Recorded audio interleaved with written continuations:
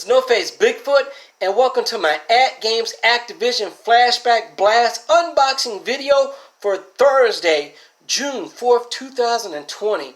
I'm recording this video on Wednesday night, and today was the first dog day of summer with the temperature in the low 90s and plenty of humidity. Man, did it feel good outside today. We finally rid of that early spring weather where it's really cool in the 60s and 70s and can actually celebrate summer. And they actually may consider opening the pools up. Man, that'd be so awesome. But hey, I don't need a pool.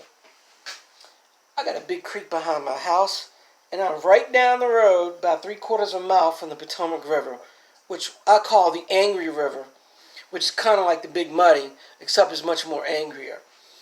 Anyway, this is the unboxing video. I have 3 more of these to go through. And of course, they don't really give you the actual Atari 2600 joystick. Basically, it's a touchpad. I think it's like a Sega Genesis controller. There we go. Pitfalls on the front, which many consider to be the first side-scroller game or platformer, which I don't think it is. I think maybe New Zealand story came out before that.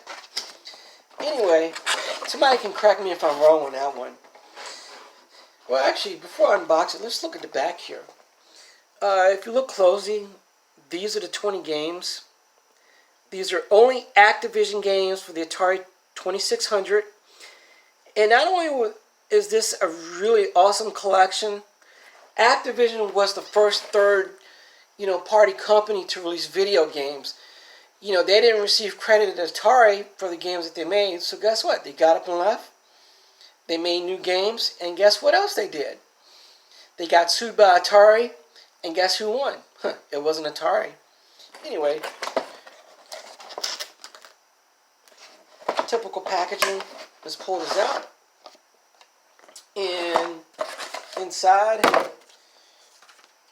they give you a sticker. And if you know anything about old Activision, they used to give you patches for accomplishing feats in their games, like getting 40,000 in Mega Mania. Alright, here's an advertisement or a poster. Alright, also on the back are the instructions.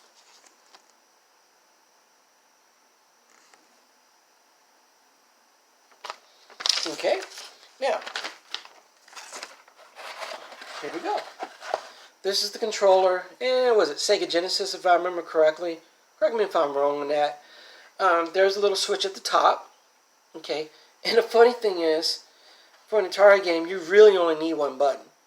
But of course, for the game reset to go switch between black and white, because Atari 2600 did come out when, color TVs, weren't the only ones out. Of course, you still have black and white. Of course, my first television was color. Anyway, but I believe that's what the switches are for. And right here, I believe this is a charger, I think. Yeah, that looks like a charger. And we also have a cord with it. Alright, so this is a USB. So that's to hook up to the charger. Now, the games that are listed on here include Atlantis, Beam Rider, Chopper Command, Cosmic Commander, which I think is a Defender clone, Crackpots, Decathlon. Decathlon was a game where you had to shake like this. Yeah, I know it looks like something that guys would, think you're doing. No, it's not like that. And you'd have to do the joystick like that. Of course, the button up top would be the jump. And, man, it wasn't too bad until you got to the 1,500 yard dash, 1,500 meter run. And, yeah, your hand would fall off when you were done with it. We also have Dragster, and the guy who claimed to have the world record got busted for lying about it, so his records were disqualified and wiped out from all existence. Enduro, which is my second favorite racing game of all time, behind Pole Position. And of course, Gran Turismo series. Okay, Fishing Derby, Freeway, which is a horrible Frogger clone. Frostbite, awesome arcade game with the penguin. Hero, probably the best platformer of the Atari 2600 era, which is also Metal Jesus Rock's favorite game. Keystone Capers. No, I thought it was Coppers. Yeah, that was a fun platformer as well. You have to chase the cop. The cop chases the burglars in the store, and everyone is just. It's kind of a fun game. Mega Mania, where you're shooting down hamburgers, irons, and all this other stuff. One of the craziest shooters of the early 80s. Although it's actually pretty fair, standard fare. Pitfall, Pressure Cooker, River Raid. One of the first shoot 'em ups. Now, nothing would shoot back at you, but you had to shoot bridges. You had to get fuel, go across fuels. You could shoot the fuel for points. That was a crazy thing. So again, if you got 1,000,000 points, just like in any other Activision game, the game would stop and all the points would turn to exclamation points instead. Sequest, man, that was so much fun. You are a submarine and you have to shoot fish and whales and sharks or whatever and save, your divers or whatever. And when you go up to the top, there would be a ship that goes across, and if it hit you, you would die. You also couldn't go back. You would also die if you go back up to the top, and if you didn't, capture or, didn't rescue any divers. We also have Stampede. That was a fun game. Man, was it challenging. And finally, Star Master, which actually was a pretty decent first-person shooter game. It was also tactical. The easy mode was, very standard fare, but it could be very challenging in the harder modes. You had stations where you could recharge and refuel and everything, re-energize. But once your energy hit zero, that was it. You shoot your lasers, that was it. You teleport, use energy. Once you were done, that was it.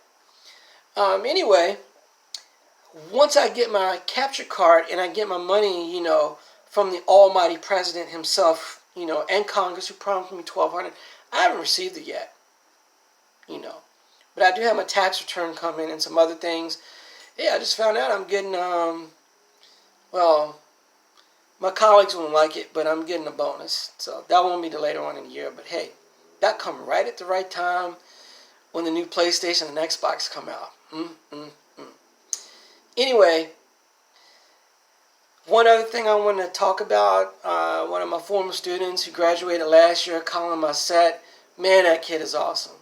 Although he used to sit in class and sleep half the time.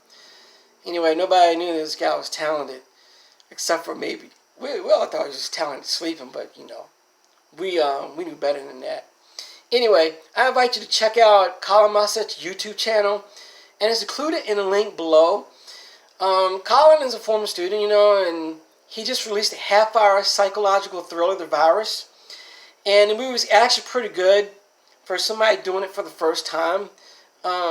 Actually doing the movie is pretty good, and it's very few words in it. There's some dialogue.